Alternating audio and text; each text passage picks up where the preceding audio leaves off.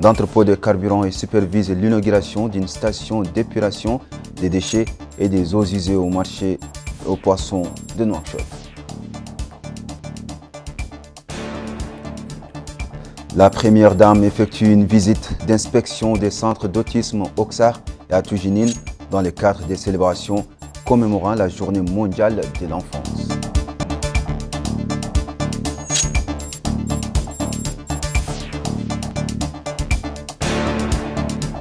Le ministre de l'Enseignement supérieur et de la Recherche scientifique supervise l'inauguration du Centre universitaire pour l'emploi et la formation qui vise à créer un espace d'innovation et à stimuler la créativité des étudiants et des chercheurs.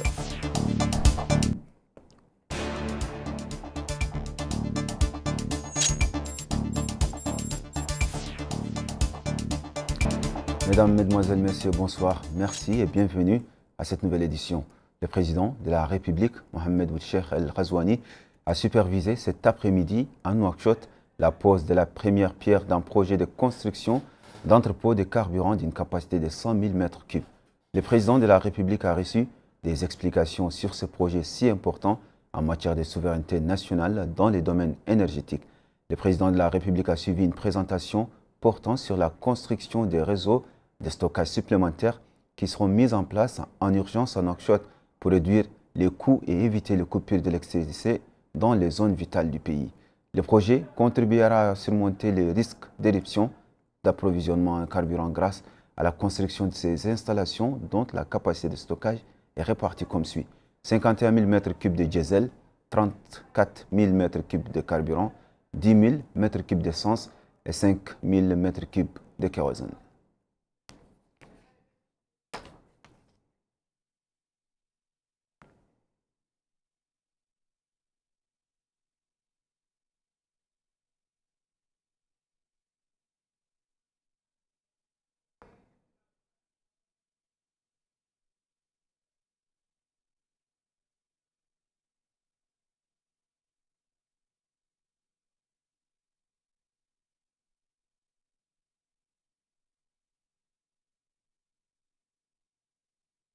Le président de la République, Mohamed Ould-Cheikh El Ghazouani, a également supervisé l'inauguration d'une station d'épuration des déchets et des eaux usées de la halle du marché aux poissons de Nouakchott.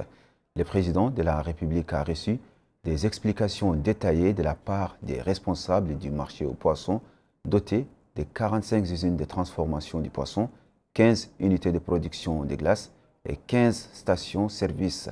L'installation se comprend également un réseau d'égouts complet d'une longueur de 9 km pour traiter les eaux flottantes provenant des usines et d'un point de traitement des eaux de deux capacités d'absorption, dont la première de 400 m3 dédiée à l'eau domestique et la seconde d'une capacité de 2700 m3 destinée au nettoyage des poissons, en plus de sa capacité d'évacuation de ces eaux en mer à travers un tuyau de 1150 mètres de long et 12 mètres de profondeur pour préserver l'environnement et la salubrité de la plage.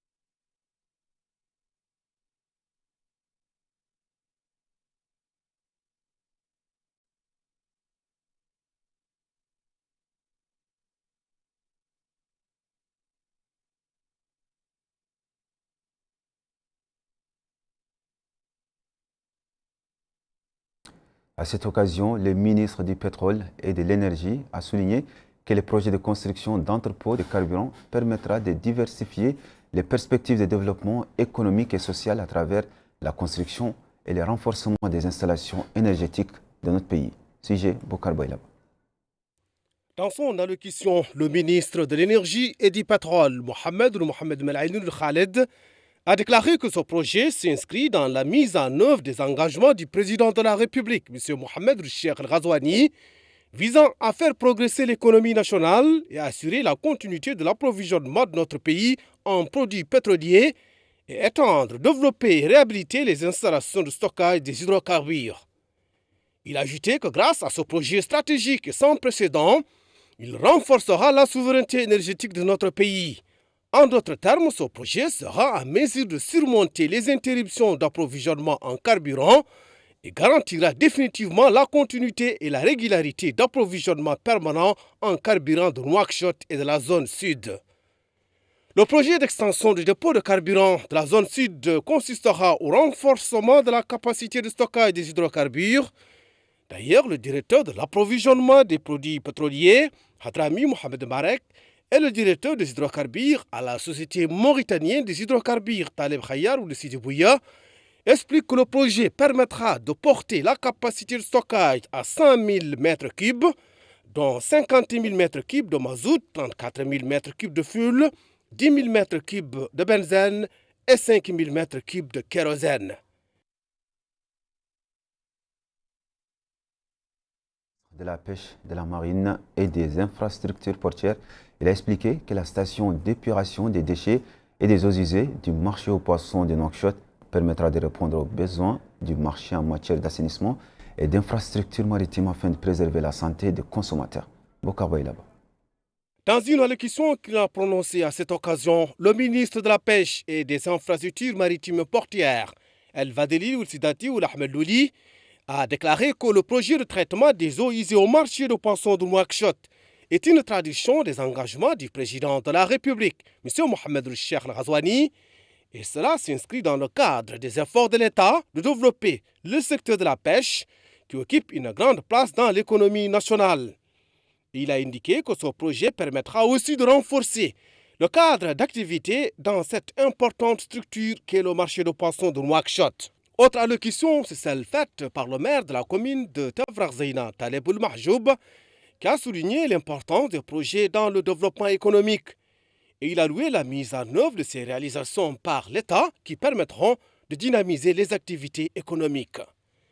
Le projet est d'une grande importance. Il permettra de traiter les eaux usées issues des activités ménagères et les eaux usées issues des activités industrielles dans le traitement de poissons, selon le directeur du marché de poissons de Nouakchott, Cheibata Habib Sidi Mauloud, et le responsable exécutif du projet, Didier Hilal. Ils ont indiqué que le marché de poissons de Nouakchott dispose désormais des réseaux de traitement des eaux usées répondant aux attentes des opérateurs dans cette importante structure. La première dame, Dr Mariam Vadelda, a effectué ce matin à Nouakchott une visite au centre d'autisme du ministère de l'Action sociale, de l'enfance et de la famille dans les wilayas de Nouakchott. La visite, qui s'inscrit dans le cadre des activités commémoratives de la Journée internationale des droits de l'enfant, lui a permis de s'informer sur les conditions de travail et le fonctionnement de ce centre. Aminata Khan. Dans le cadre de la commémoration de la Journée internationale des droits de l'enfant, la première dame, Dr Mariam Vadelda, effectue aujourd'hui dans la capitale plusieurs visites. La première étape de la visite a commencé par le centre de formation et de promotion sociale pour les enfants handicapés Unité Autisme dont la Muqata'a d'Uksar, où elle a reçu d'amples informations sur les différentes sections et sur le système éducatif spécifique aux enfants autistes. La première dame a mis à profit sa visite pour rencontrer les parents des enfants du centre et ont suivi avec une grande attention leurs préoccupations. La seconde étape de la visite a eu lieu au centre de formation et de promotion sociale pour les enfants handicapés dans la Muqata'a de Toujinine. Là également, la première dame a visité les différentes ailes du centre et passé en revue les services offerts en suivant des explications détaillées fournies par les responsables du centre, notamment sur les programmes de réhabilitation et d'apprentissage. En marge de la visite, la première dame, Dr Mariam Vadelda, a indiqué qu'elle a été honorée de visiter les centres d'autisme du ministère de l'Action sociale, de l'enfance et de la famille, notant que sa visite coïncide avec la Journée internationale de l'enfance. Elle a ajouté que cette visite lui a permis de constater sur le terrain les efforts inlassables déployés par ces centres et leur administration, leur engagement sur le terrain et les actions concrètes en faveur de la prise en charge des enfants autistes, en particulier des enfants polyhandicapés en général.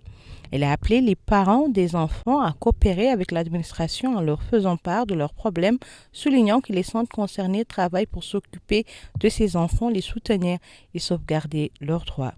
Il est à noter qu'au cours de ces visites, la Première Dame était accompagnée par la ministre de l'Action sociale, de l'Enfance et de la Famille, Savia Mentantaha, et des autorités administratives des wilayas de Nouakchott-Ouest et de Nouakchott-Nord. Le ministre des Affaires étrangères, de la coopération africaine et des Mauritaniens de l'extérieur, Mohamed Salim Ould Merzouk, a reçu en audience séparément ce jeudi Leur Excellence M. Khalid Youssouf, ambassadeur de la République arabe d'Égypte en Mauritanie, Son Excellence M. Sahim Ben Ali Khalfan Al-Kabi, ambassadeur de l'État du Qatar accrédité auprès de notre pays, et Son Excellence M. Naresh Kouma, ambassadeur de la République d'Inde dans notre pays. Au cours des différents entretiens, les ministres des Affaires étrangères et les diplomates ont passé en revue les relations de coopération distinguées entre nos pays frères, les moyens de les renforcer et de les développer, ainsi que les questions d'intérêt commun.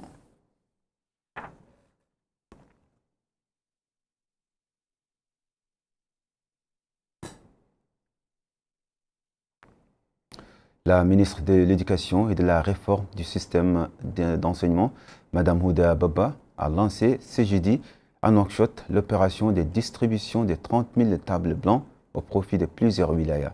Cette distribution profite aux wilayas de l'Assaba, du Gorgol, du Trarza, du Tagan, du Guidimaha, de Nouakchott Sud, Nouakchott Nord et Nouakchott Ouest. Le directeur du patrimoine et de la maintenance au ministère de l'Éducation nationale et de la réforme du système d'enseignement, Abdullahi Sow, a indiqué que pour la première fois, 26 000 tables blancs ont été séparées dans le cadre d'une convention entre le département de l'Éducation et le ministère de la formation professionnelle. Il a souligné que les ateliers de réparation des tables blancs réservés au secteur ont été lancés pour fournir aux écoles leurs besoins en équipement scolaire de façon permanente. Le ministre de l'Enseignement supérieur et de la Recherche scientifique, M. Yacoub Ould Mouine, a supervisé ce jeudi le Centre universitaire pour l'emploi et la formation Unipod Mauritanie, fluide en partenariat entre l'Université de Nouakchott et le programme des Nations Unies pour le développement Unipod Mauritanie, fait de l'initiative de Tombouctou qui couvre 11 pays africains dans le but de promouvoir l'innovation et l'esprit d'entreprise chez les jeunes africains. Ida Lifal nous en dit plus. Unipod Mauritania est un espace d'innovation fruit de l'initiative Tombouctou développée par le programme des Nations Unies pour le développement et qui couvre 11 pays d'Afrique. Le ministre de l'Enseignement supérieur et de la Recherche scientifique a déclaré à cette occasion que l'ouverture de ce centre répond à un besoin réel.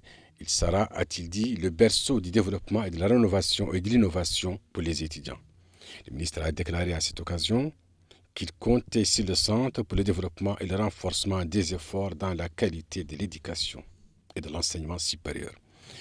Le ministre de la Transformation numérique, de l'Innovation et de la Modernisation de l'administration a souligné que la naissance de ce centre est un pas important pour atteindre les objectifs stratégiques de la numérisation et le renforcement de la coopération entre les établissements publics et le gouvernement. Cette coopération entre le gouvernement, l'Université de Nouakchott et le système des Nations Unies est un exemple de coopération et de réussite. M. Boukhari Mohamed Salem, président de l'Université de Nouakchott Al-Asriya, est longuement revenu sur l'importance de Unipod Mauritania pour l'avenir des étudiants en particulier et pour l'Université Al-Asriya en général. De son côté, le représentant du programme des Nations Unies en Mauritanie a souligné qu'Unipod Mauritania est une valeur ajoutée.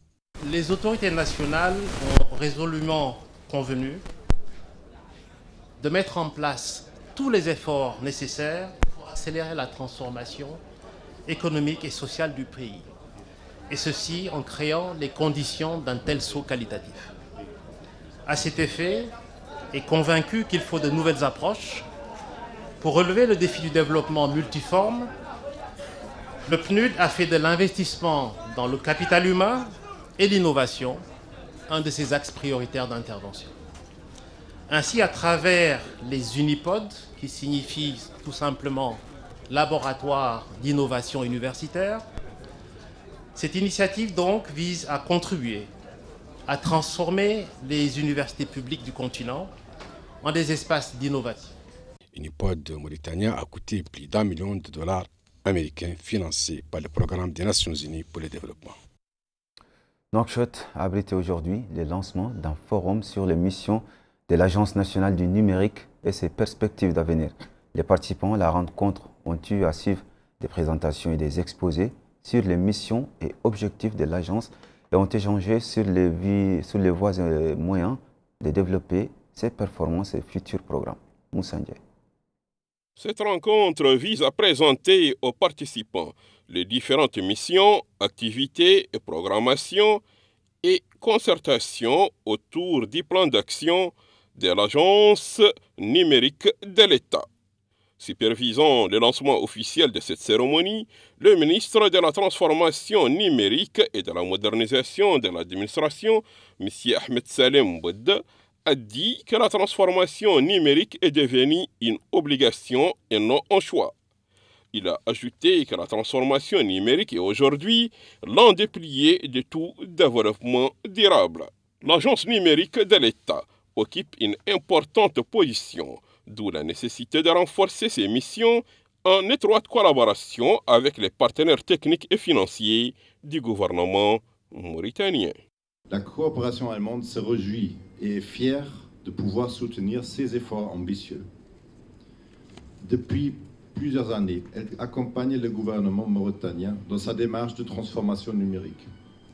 À ce titre, la coopération a notamment soutenu l'introduction de systèmes informatiques pour la gestion des collectivités territoriales ou dans le domaine des secteurs extractifs.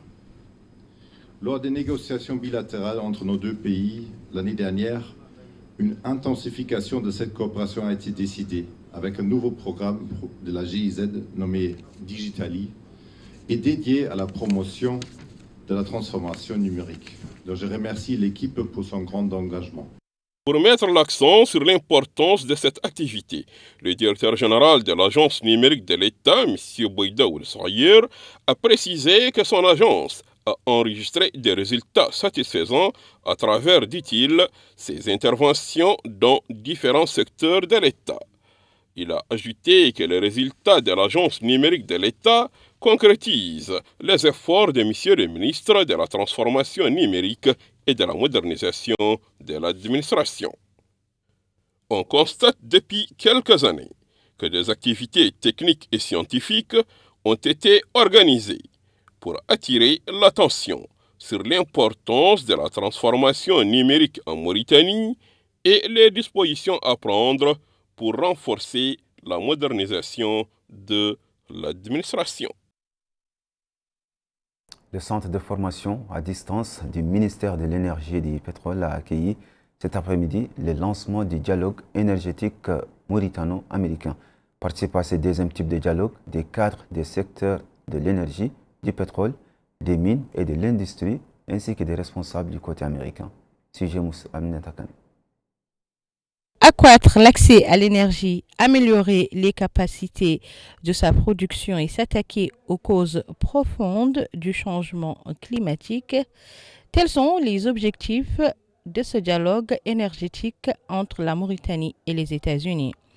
Un dialogue supervisé par le ministre du Pétrole et de l'Énergie, Mohamed Ould Khaled, en présence du ministre des Mines et de l'Industrie, Cham Ahmed Tijan, mais aussi des chargés des affaires à l'ambassade des États-Unis, John Tice. Prenant la parole à cette occasion, le ministre du Pétrole et de l'Énergie, Mohamed Ould Khaled, est revenu sur l'importance de ce dialogue qui va offrir une opportunité aux participants de discuter des programmes stratégiques de notre pays dans le domaine de la transition énergétique et des moyens d'accroître la capacité et la production de l'énergie renouvelable. Le ministre a indiqué que ce dialogue deuxième du genre va permettre la création d'un réseau qui permettra aux parties mauritaniennes et américaines de poursuivre l'engagement pour l'instauration d'une nouvelle coopération énergétique entre nos deux pays via un programme énergie. Lui succédant, le ministre des Mines et de l'Industrie est revenu sur la vision à long terme de ce dialogue. Cette vision s'articule autour des axes suivants. Premièrement, renforcement de la confiance et de la compétitivité dans le secteur grâce à un cadre réglementaire attractif et inclusif. 2. Amélioration des impacts socio-économiques de l'activité minière. 3. Développement des infrastructures pour soutenir le secteur minier. 4. Contribution du secteur à la préservation de l'environnement et de la prospérité sociale.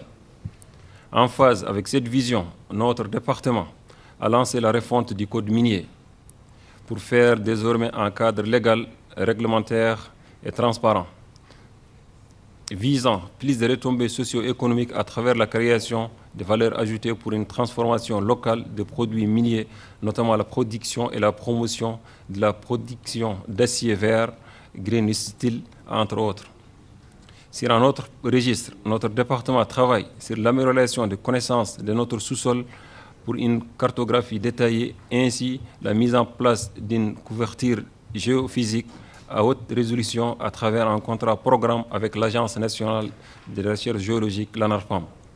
D'autre part, le contrat programme en bloc dans ses objectifs une orientation particulière pour les minéraux critiques. En matière de transparence et de la bonne gouvernance, notre pays demeure actif dans sa démarche de transparence dans le secteur extractif à travers son adhésion à l'initiative de transparence dans les industries extractives ITIE.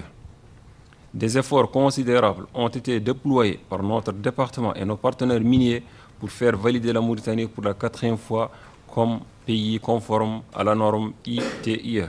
Le chargé des affaires à l'ambassade des États-Unis, M. John Tiais, a réaffirmé son engagement et la détermination des États-Unis à s'engager à appuyer la Mauritanie pour l'instauration d'un programme d'énergie renouvelable pour développer les énergies chez nous. La ministre de l'Action sociale, de l'Enfance et de la Famille, Mme Safiya Mintin Taha, a présidé aujourd'hui à Nouakchott le lancement des activités commémoratives de la Journée internationale des droits de l'enfant. Cette journée qui tombe le 20 novembre de chaque année a été placée sous le thème « À l'écoute de l'avenir ». Yedalifat. Écoutons l'avenir. C'est sous ce thème que notre pays a célébré la Journée internationale des droits de l'enfant. Une commémoration organisée par le ministère de l'Action sociale, de l'Enfance et de la Famille ce 20 novembre. La ministre de l'Action sociale, de l'Enfance et de la Famille, Mme Safiya Mintin Taha, a déclaré dans un mot prononcé à cette occasion que la protection et la promotion des droits de l'enfant est un axe essentiel de la politique de son département, tiré de la vision et du programme du président de la République, M. Mohamed Cheikh Ghazouani. Elle rentre également dans le cadre des traités signés par notre pays avec les organisations internationales, ce depuis 1999. Elle a aussi déclaré qu'elle répond aux recommandations de notre sainte religion. Madame Safiya Mintin Taha a rappelé à cette occasion que la Première Dame accorde une place prépondérante à la protection et la promotion des droits de l'enfant. De son côté, le représentant de l'UNICEF a déclaré: Je voudrais féliciter le gouvernement et la Mauritanie pour la célébration de cette journée et remercier particulièrement messieurs les ministres et les hautes autorités qui ont bien voulu organiser cet événement et lui donner la place qu'il faut au niveau du pays.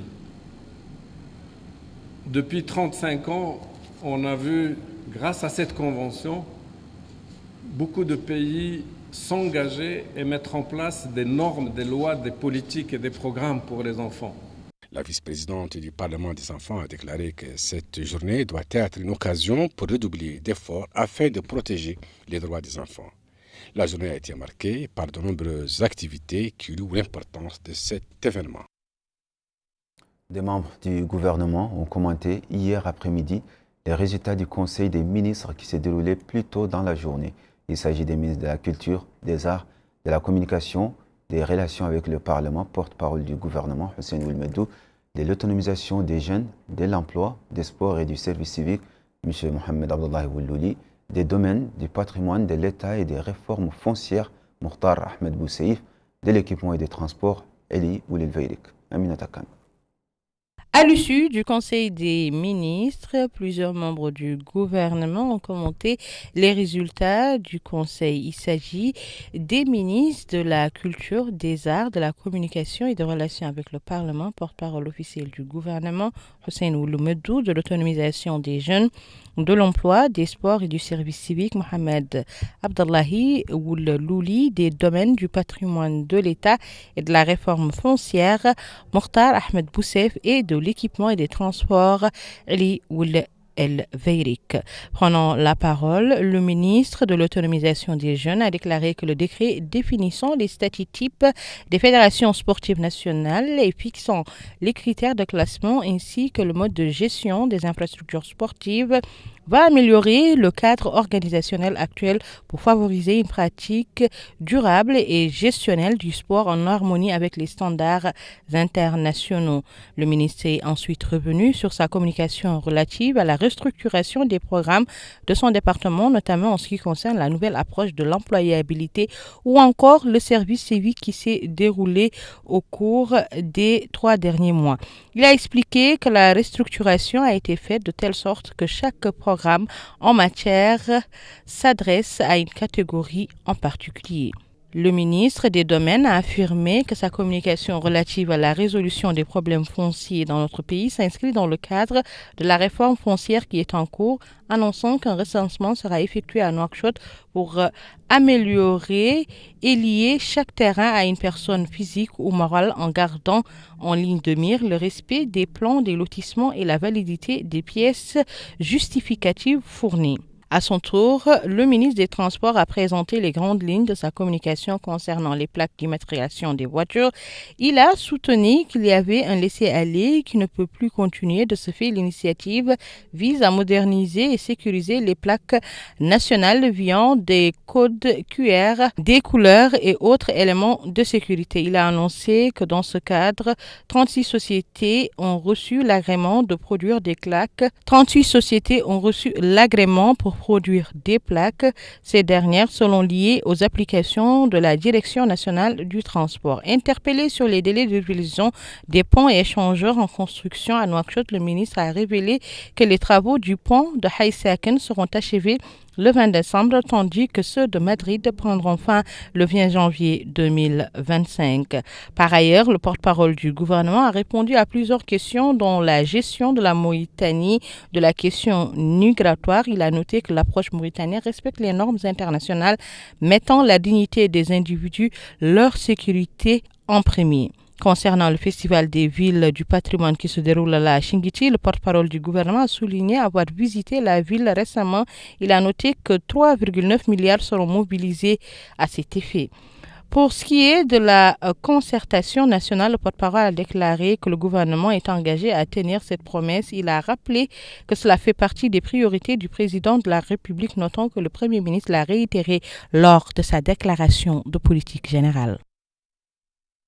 La commission des finances de l'Assemblée nationale s'est réunie hier soir sous la présidence de M. Ali Mamadou Kane, président de la commission, pour examiner les budgets du ministère de la fonction publique et du travail dans le cadre du projet initial de loi de finances pour l'année 2025. La commission a entendu des explications détaillées fournies par le ministre de la fonction publique et du travail, Mohamed Ould Soueidat, sur le poste de ce budget et les domaines de son décaissement. Le budget du ministère prévu dans le projet de loi des finances subdivisé s'élève à 259 80 032 nouveaux ouguiyas.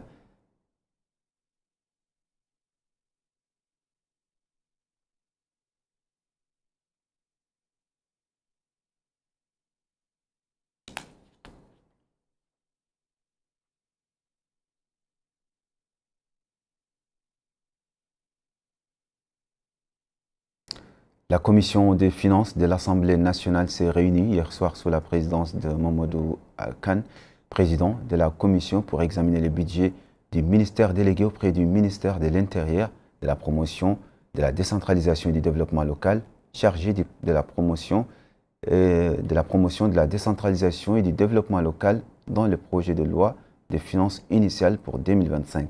La commission a suivi les explications détaillées fournies par le ministre délégué auprès du ministre de l'Intérieur de la promotion de la décentralisation et du développement local, chargé de la promotion de la décentralisation et du développement local, Yacoub Ould Salim Val, sur les éléments de ce budget et les domaines de son décaissement.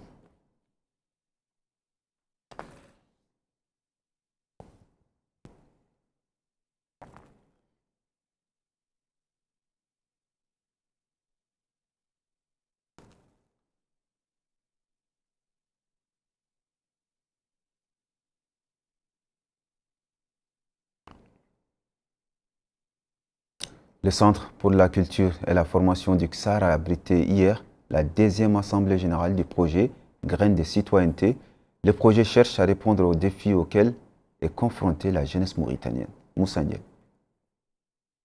Répondre aux défis auxquels fait face la jeunesse mauritanienne, qui représente plus de 60% de la population, le programme Graines de citoyenneté a beaucoup contribué au regroupement des organisations de la société civile et autorités dans un espace de dialogue.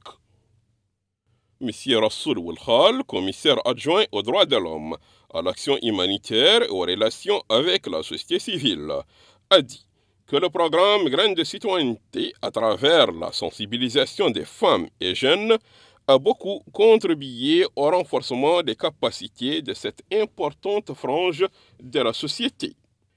Il a souligné que la société civile a aussi joué un rôle important pour contribuer au développement économique et social du pays, en conformité, dit-il, au programme électoral du président de la République, son Excellence, M. Mohamed Ould Cheikh Al-Ghazouani. L'Assemblée générale du programme Graines de citoyenneté a été une occasion pour l'Union européenne en Mauritanie de mettre l'accent sur l'importance de ces programmes pour permettre à la jeunesse mauritanienne de s'exprimer. Écouter, comprendre la jeunesse et construire ensemble un avenir est une priorité de l'Union européenne. Nous nous sommes fortement engagés auprès des autorités mauritaniennes à travers la stratégie nationale de la jeunesse pour encourager les jeunes à s'exprimer, à participer à la définition des politiques les concernant et à transformer les potentiels de la jeunesse en réalisations concrètes, contribuant ainsi à un développement socio-économique harmonieux du pays. Pour l'ambassade de France en Mauritanie, le GRDR est acteur concerné par le programme de Graines de citoyenneté, n'ont ménagé aucun effort pour la réussite de ce programme en faveur de la jeunesse. Depuis 2 ans, plus d'une centaine d'associations sont bénéficiaires du programme. Des noyaux fédérateurs régionaux se sont constitués en espace de dialogue afin de regrouper les OSC, les autorités locales et les collectivités territoriales. Graines de citoyenneté se distingue également par des actions très concrètes en faveur de l'insertion des jeunes, notamment par la formation au métier d'animateur socioculturel et aussi le travail effectué pour obtenir la reconnaissance officielle du certificat d'aptitude aux fonctions d'animateur en Mauritanie, et plus largement des métiers du secteur associatif. Je tiens également à souligner l'engagement des ONG et collectivités locales françaises au sein du programme, notamment, donc, entendu tout à l'heure, la région Centre-Val de Loire, qui montre les relations profondes qui unissent la Mauritanie et la France. L'Assemblée plénière de Graines de citoyenneté a été marquée par la présentation d'un partenariat fructueux entre 2 conseils régionaux en France et en Mauritanie. Permettez-moi de m'exprimer au nom de ma collègue Delphine Bennassi, qui malheureusement n'a pas pu être parmi nous. C'est la première vice-présidente du conseil régional de la région Centre-Val de Loire et qui m'a chargé de lire ce mot en son nom. Chers participants à l'Assemblée plénière de Graines de citoyenneté, je suis très heureuse en tant que représentante d'une collectivité française, membre du comité de pilotage, de vous adresser ces quelques mots depuis la région Centre-Val de Loire et vous prie d'excuser mon absence. Je salue particulièrement le président Ba et l'ensemble des élus et représentants de la société civile du Gorgol, notre région partenaire, que je sais très impliquée dans ce bel et ambitieux projet qui vient compléter et nourrir notre coopération de région à région. En marge de l'Assemblée plénière de graines de citoyenneté qui s'est tenue ce jeudi 21 novembre 2024 à Nouakchott en Mauritanie. La délégation officielle et participants à cette activité ont visité une exposition de produits locaux. Ces produits confirment le rôle que joue la jeunesse mauritanienne pour contribuer au développement économique et social du pays. L'Observatoire national des droits des femmes et des filles a organisé ce matin en Nouakchott un atelier d'analyse de la situation des droits des femmes et des filles en Mauritanie. Cet atelier vise à offrir une vision globale de la situation des droits des femmes et des filles dans notre pays. Sujet Yedelifal. Cadre de l'amélioration de la protection des droits de la femme et de la fille, dans un esprit de justice et d'égalité, l'atelier a été consacré à la validation de l'étude à cet effet. L'atelier est organisé par le Forum des droits de la femme et des filles en Mauritanie. L'occasion pour Mme Mehle Ahmed Taleb, présidente du Forum national des droits des femmes et de la fille, de déclarer que le développement ne peut se faire sans l'apport effectif de la femme dans tous les domaines de la vie. C'est partant de ce constat que cet atelier a été organisé. Elle a souligné que cette rencontre a pour objet d'écouter les avis, les recommandations des participants à ce sujet pour protéger et développer les droits de la femme dans notre pays. De son côté, Mme Hafsaba, chargée des missions au ministère de l'Action sociale, de l'enfance et de la famille, a remercié les organisatrices de cet atelier qui rentrent dans le cadre de préoccupations de son département. Nous remercions l'Observatoire national des droits de la femme et de la fille pour l'organisation de cet atelier visant l'approbation d'une étude analytique de la situation des droits de la femme et de la fille en Mauritanie. Un thème prioritaire pour le département de l'action sociale, de l'enfance et de la famille, compte tenu de l'importance extrême que revêtent ces droits. Quant à la représentante du Haut Commissariat des droits de la femme, elle a souligné l'importance de cette rencontre. Cet atelier est réalisé en coopération avec le bureau du Haut Commissariat aux droits de l'homme, qui appuie beaucoup l'ONDF dans ses missions de conseil au gouvernement, dans ses missions de recherche et de documentation, et afin que l'ONDF vraiment puisse faire face à ses missions et ses obligations. Pour nous, l'ONDF doit être un outil de recherche et de conseil, comme je l'ai dit. Ça nous permettra de disposer de données qualitatives, quantitatives, et de disposer aussi de documents de recherche de référence. Le travail de cet atelier dure 2 jours. Le Comité national de l'initiative pour la transparence dans les industries extractives a organisé jeudi à Nouakchott une conférence de presse à l'occasion de l'obtention par la Mauritanie d'une note de 81 sur 100 dans la mise en œuvre de la norme ITIE 2019 lors de la 61e réunion du Conseil d'administration de l'initiative pour la transparence dans les industries extractives.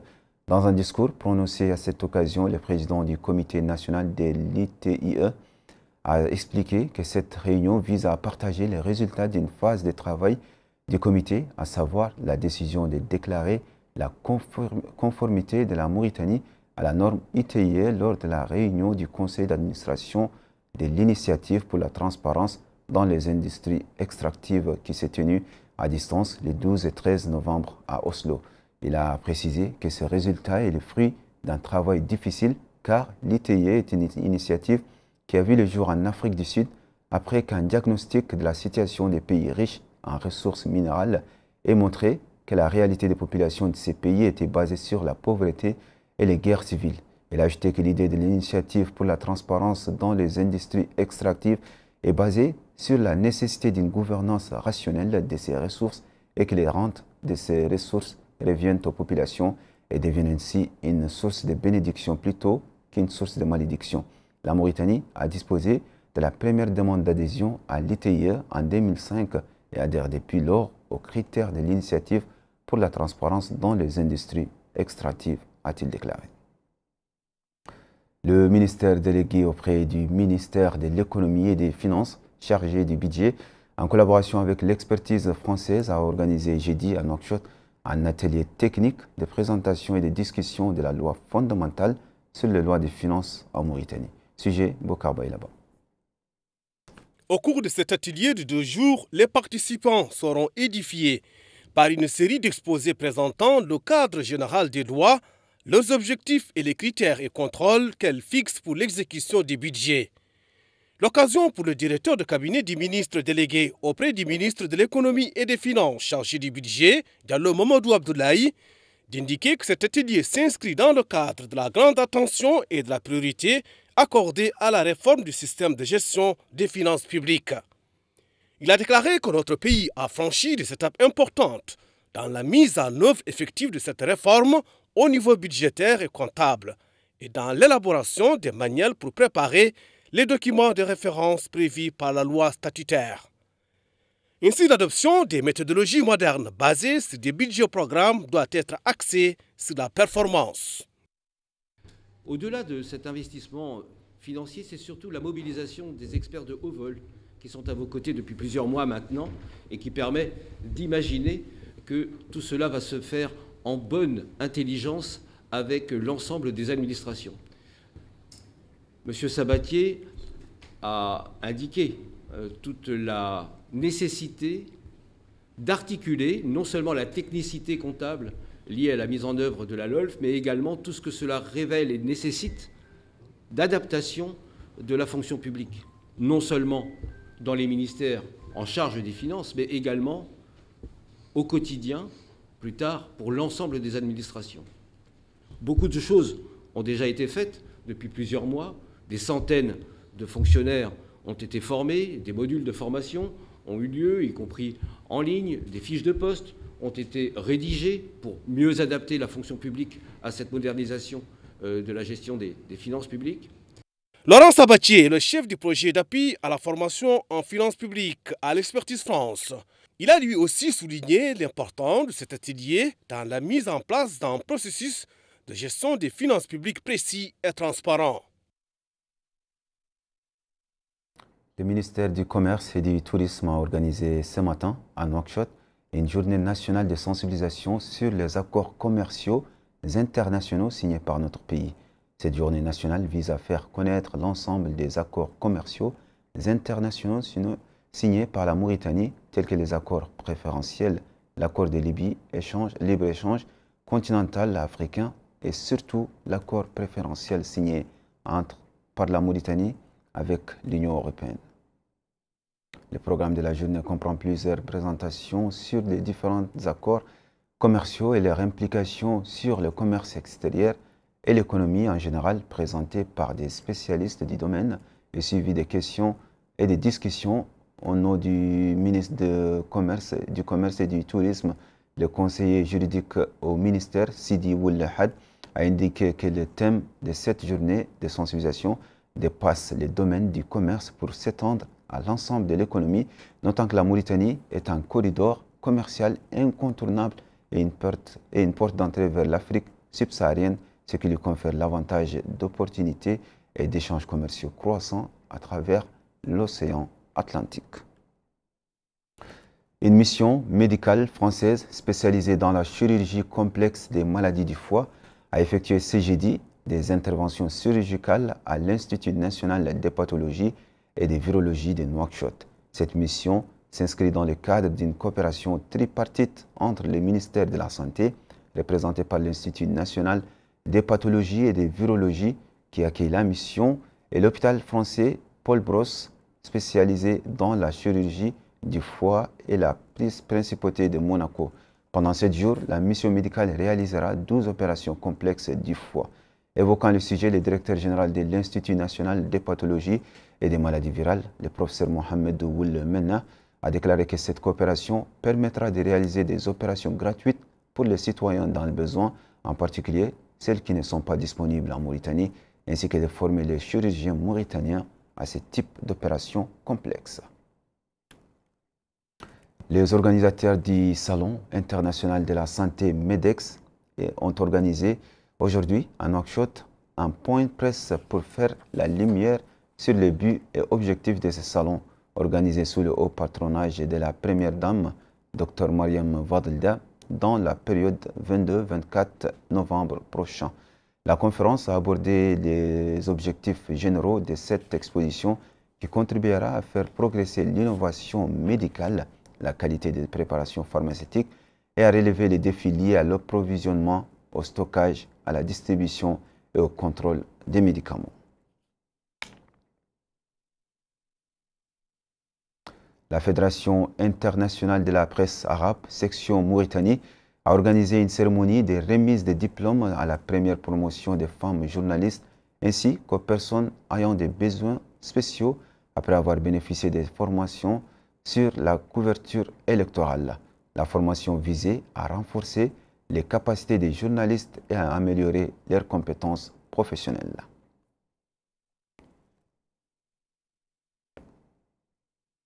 Et c'était tout pour l'essentiel de l'actualité à présent, le rappel des principaux titres.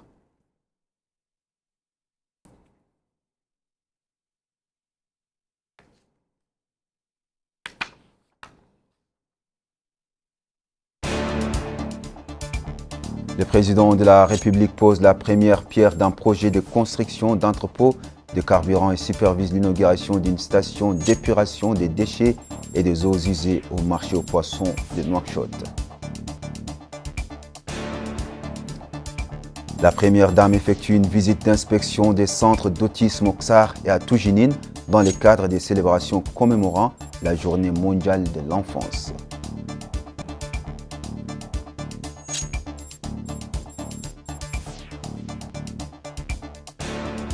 Le ministre de l'Enseignement supérieur et de la Recherche scientifique supervise l'inauguration du centre universitaire pour l'emploi et la formation qui vise à créer un espace d'innovation et à stimuler la créativité des étudiants et des chercheurs. Mesdames, Mesdemoiselles, Messieurs, c'est tout pour cette actualité, c'est tout pour ce journal. Merci de l'avoir suivi. Merci de votre fidélité. On se donne rendez-vous. À bientôt et bonne soirée.